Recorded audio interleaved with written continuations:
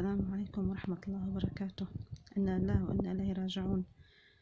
وفاة طيوب أم البنات، لا إله إلا الله محمد رسول الله. بعد 8 أيام تحت الأنقاض، عائلتها تنعي وفاتها.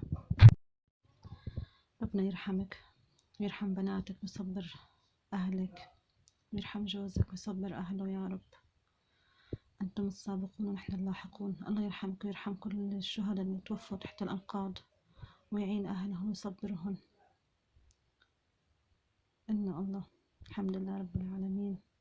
الله يعيننا على نعم السر بسوريا ويصبرهم يا رب.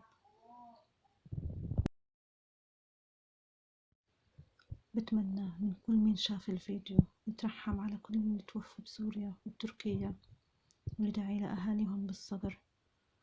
وبتمنى من كل شخص بيقدر يساعد ويتبرع وما يقصر. إذا إحنا ما وقفنا هلأ معاهم مين رح يوقف معهم؟ الله يكون بعونهم يا رب، والله يعيننا على هالبلاء اللي نزل علينا. الله يتلطف فينا.